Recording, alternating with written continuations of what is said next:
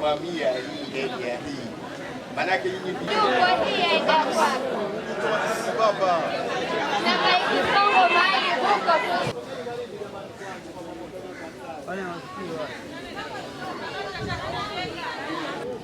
Haya, sasa naomba tupate nafasi ya wageni wetu waweze kujitambulisha.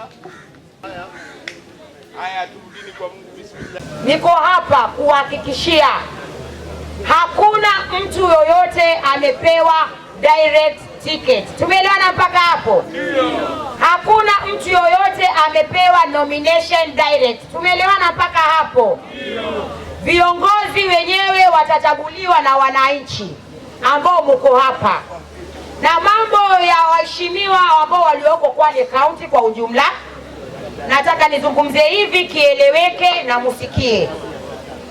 Aspirant yoyote from NEDP, kama wewe unataka kwenda kujirejesta, ama wewe unataka kiti chochote ama cheo chochote, mheshimiwa asikwambie nipe pesa fulani basi nikuweke coordinator, nipe pesa fulani basi nikufanyie hivi.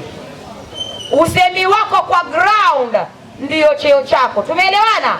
We demand that within 7 days, or in fact 5 days, a written apology from the Secretary General apologizing for his actions against the directive of our party leader.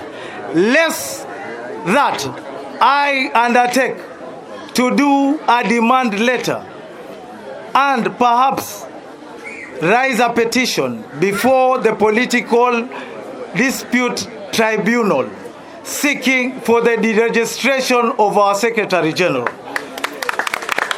In the event that within 7 days our Secretary General does not apologize to our party leader, I swear I personally will sue him.